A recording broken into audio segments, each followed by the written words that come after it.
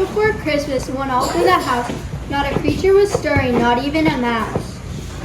The stockings were hung by the chimney with care in hopes that St. Nicholas soon would be there. The children were nestled all snug in their beds while visions of sugar plums danced in their heads. And Mama in her kerchief and I in my cap had just settled down for a long winter's nap. When out on the lawn there arose such a clatter, I sprang from the bed to see what's the matter. Away to the window I flew like a flash, tore open the shutters and threw up the sash. The moon on the breast of the new-fallen snow gave luster of midday to objects below. When what to was my wondering, I should appear but a miniature sleigh and 8 tiny reindeer. With the little old driver so lively and quick, I knew in a moment it must be St. Nick. More rapid than eagles, his coursers they came, as he whistled and shouted and called them by name. Now Dasher, now Dancer, now Prancer and Vixen, on Comet, on Cupid, on Donner and Blitzen. To the top of the porch, to the top of the wall, now dash away all. As dry leaves that before the wild hurricane fly, when they meet with an obstacle mount to the sky. So up to the housetop the coursers they flew, with a sleigh full of toys and St. Nicholas too. And then in a twinkling I heard on the roof the prancing and pawing of each little hoof. As I drew in my head and was turning around, down came the chimney, St. Nicholas came with a bound. He was dressed in all fur from his head to his foot, and his clothes were all tarnished with ashes and soot. A bundle of toys he had flung on his back, and he looked like a peddler just opening his pack. His eyes how they twinkled, his dimples how merry, his cheeks were like roses, his nose like a cherry. His droll little mouth was drawn up like a bow, and the beard on his chin was as white as the snow.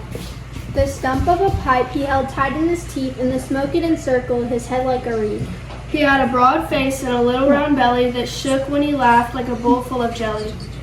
He was chubby and plump, a right jolly old elf, and I laughed when I saw him in spite of myself. A wink of his eye and a twist of his head soon gave me to know that I had nothing to dread. He spoke not a word, but went straight to his work and filled all the stockings and turned with a jerk. And laying his finger aside of his nose and giving a nod up the chimney he rose. He sprang to his sleigh, to his team gave a whistle, and away they all flew like the down of a thistle. But I heard him exclaim as he drove out of sight, Merry Christmas to all, and to all a good night.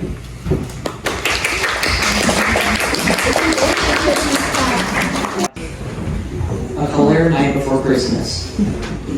It was the night before Christmas, and all through the city, not a creature to stirring, not even a kitty. The stockings were hung by the chimney so neat, in hopes that St. Nick would be here in a beat. We kittens were nestled snug.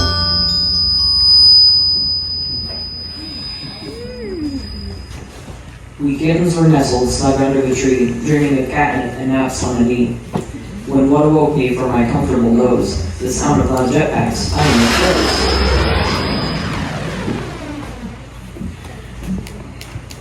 Sammy and Susie were asleep in their room. When out in the yard, I heard it, kaboom. My brothers and sisters were all still asleep, but I opened my eyes just for a peep.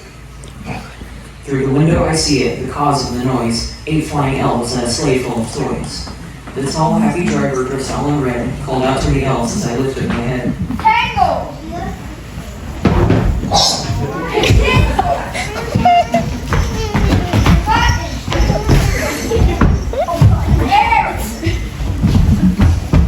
Twinkle! And ribbon! And hop! And Mary! We've got presents to deliver. Be quick on our way. Get this sleigh in the air. We have less than a day. And shortly I overheard such a crash, the sleigh and the elves I wrecked hard on the sash. Down through the chimney and onto the grate fell a red Christmas sack, and Santa. We're late! He leapt from the hearth, grabbed his big bag of toys, and searched through his presents with hardly a noise. I got Sammy's and Susie's right here, I can see, but work for the wee ones there under the tree. Santa had seen me, eyes wide in fear. No, my sweet kitten, there's nothing but here. Kittens are special. They bring joy and glee. I've something quite perfect for you. Wait and see. Twinkle! He shouted to me out from above. Send down the present. You know that they'll love. Twinkle was twinkling, but not very bright, and the next thing he knew, he had caused quite the fright.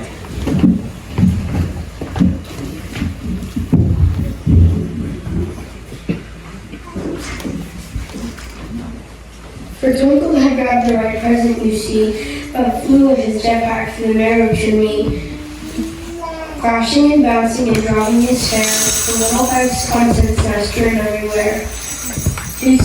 The kitten, as startled, stood hissing and chuffed. His siblings awakened, while wide-eyed and puffed. Oh no! Cries out Santa. Watch out! Twinkle yells. The present for the kitties was 100 small bells. Santa called for a pulse in the air and gathered the jingle for the children to hear. And also their wish to assemble to be sweet and left on their jetpacks as they leapt to their feet. Never in time had there been such a roar as jetpacks and kittens and bells on the floor. Since Susie and Sammy came out of bounds, speechless at first, at the chaos they found.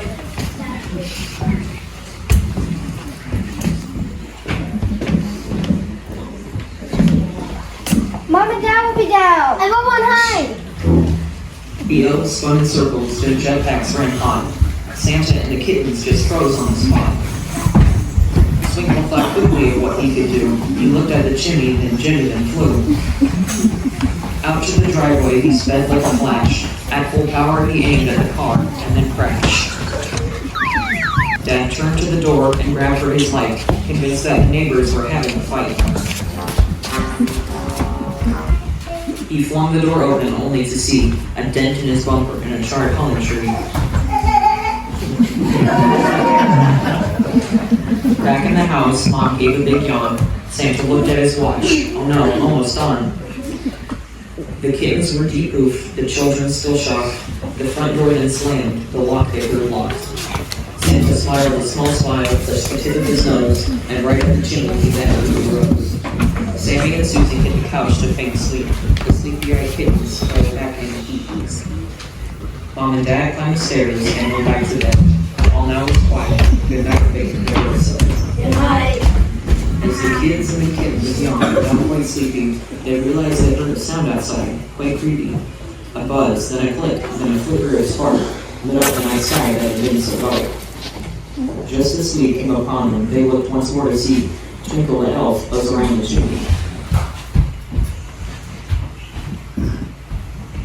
As they drifted to dreamland, they laughed to themselves. How tough it must be to work with these elves. Santa and her Nick have saying he must be because who else could work with elves so silly.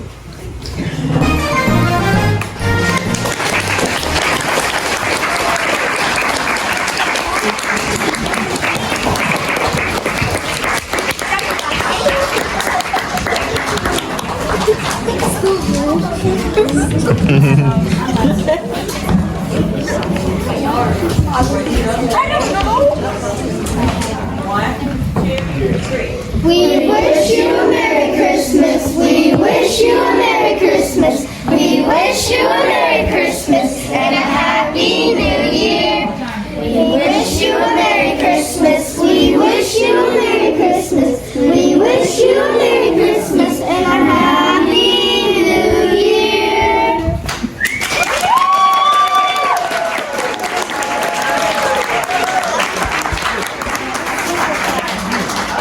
So real quick, we wanted to introduce kind of our behind the scenes guys, our stage crew. Take a bow.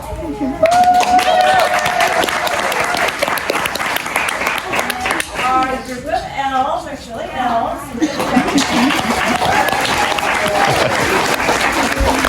then of course our skinny Santa Claus. And then our cute cuddly kittens. And I think we had our two girls who were sleeping down there. And then we have our two big girls who did the reading at the beginning.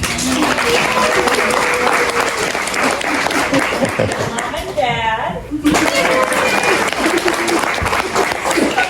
narrator.